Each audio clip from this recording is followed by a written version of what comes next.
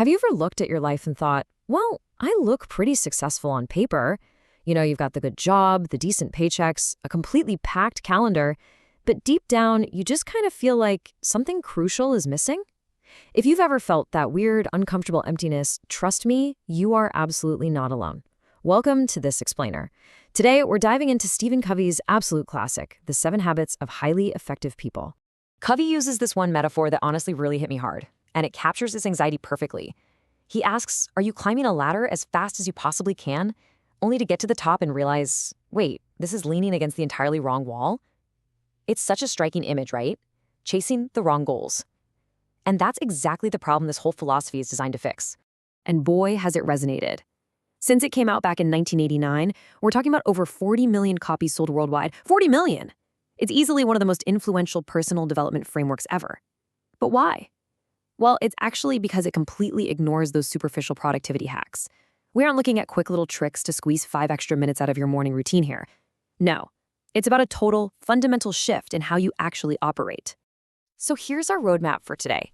We're going to cover the character ethic, the maturity continuum, the private victory, the public victory, and finally, the ultimate destination. All right, let's jump right into section 1, the character ethic. For a really long time, most success advice was obsessed with what Covey calls the personality ethic. You know the stuff. How to network, how to project fake confidence, how to charm people. Basically, persuasion techniques. But Covey points out that this is just treating the symptoms, not the actual cause. It's like slapping a Band-Aid on a broken arm. You can memorize every networking trick in the world, but if your underlying character is inconsistent, like if you aren't actually a trustworthy person, those cracks are absolutely going to show. True lasting effectiveness has to be built from the inside out. It requires the character ethic. That means locking down your deep principles and values way before you ever start worrying about your outward behavior. Which brings us to section 2, the maturity continuum. This is the underlying journey we all have to travel. It is so fascinating to map this out. Look, we all start out at dependence, right?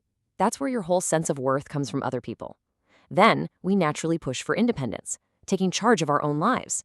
But here's the real catch. A lot of us, especially the really driven, ambitious types, mistake independence for the finish line. Covey says, nope, that's a false finish line. The actual ultimate destination is interdependence.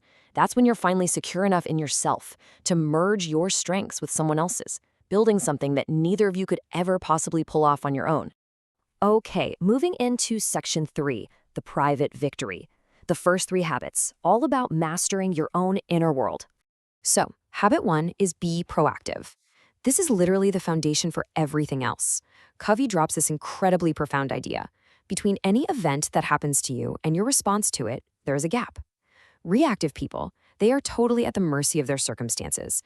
Like if it's raining, they're miserable. If traffic is bad, their entire Tuesday is completely ruined. But proactive people, they get that while you definitely can't control everything that happens to you, inside that little gap is your choice of how to respond. And that choice, that is where your real power lives. This ties perfectly into where we spend our mental energy. Imagine a circle of concern. These are things you care about, but have zero control over. Just think about how much energy we waste getting worked up over the 24-hour news cycle, right? Then, inside that, you have a much smaller circle of influence. Stuff you can actually do something about. Reactive folks pour all their energy into that big circle of concern. They stew over things they can't change, their energy completely evaporates, and they just end up feeling totally powerless.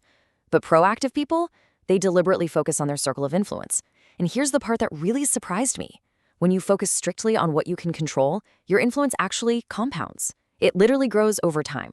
You can actually hear this difference just by listening to how people talk.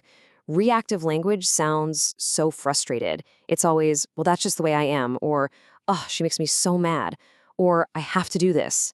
Notice how it completely strips away your agency? Proactive language, on the other hand, comes from this place of calm control. It's, I choose to respond this way, or let's figure out a different approach. They seem like tiny vocabulary tweaks, sure, but they reflect a completely different mindset. Honestly, they dictate your entire relationship with your own life. Now that brings us to habit 2, begin with the end in mind. Covey lays out this incredibly intense exercise to figure out what success actually means to you, so you don't spend decades chasing somebody else's dream. Imagine you are attending your own funeral. Morbid, I know, but stick with me. 4 people stand up to speak: family, a close friend, a coworker, and someone from your community. What do you genuinely want them to say about you? How did you live? How did you treat people? What did you actually contribute? The reality is, most of us are so trapped in the daily grind, we never even stop to ask if we're climbing toward a life we actually want. So, habit 2 is all about writing a personal mission statement. Think about it. No one just starts throwing bricks together to build a house without a blueprint, right? Yet, that's exactly how most of us build our lives, just totally reactive, one random decision at a time. This mission statement is your life's blueprint. Once you clarify those core values, daily decisions get so much easier. You just run everything through one simple filter. Does this align with who I actually want to be, instead of just reacting to whatever is screaming for your attention today? Speaking of things screaming for your attention, let's look at habit 3. Put first things first. Covey uses this time management matrix, which is really just a brilliant way to look at priorities. Basically, tasks get sorted into 4 boxes based on urgency and importance. Quadrant 1, that's your genuine hair-on-fire crises. Quadrant 3 is interruptions that are just disguised as emergencies.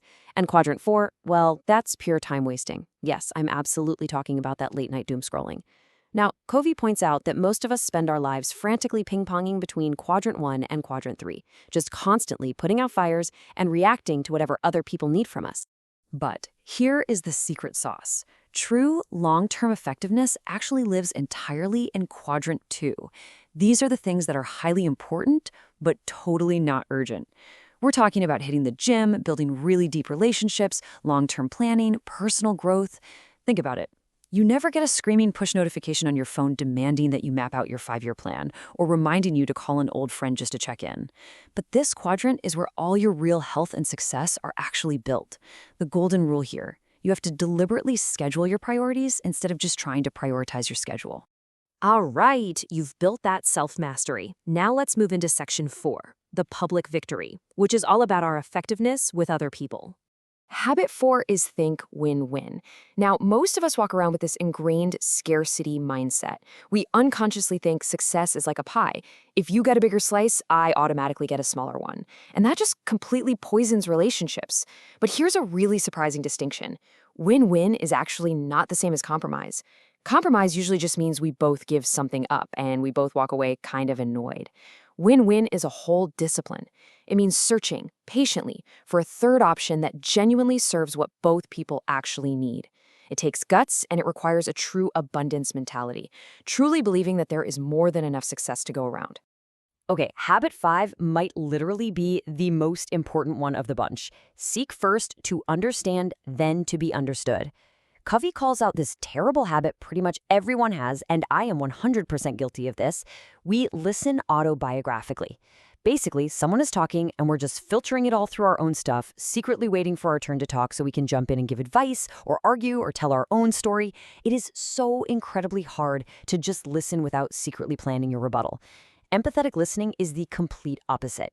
You are listening with the pure, genuine intent to understand how the other person sees the world before you even start worrying about making your own point.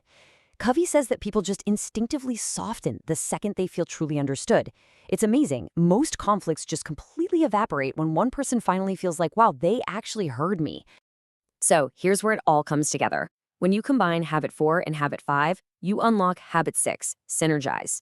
Synergy is just the natural magic that happens when win-win thinking and empathetic listening collide. It's about actually valuing our differences, not just politely tolerating them. Think about it. A team where everyone thinks exactly the same way is only ever going to come up with completely predictable, mediocre ideas.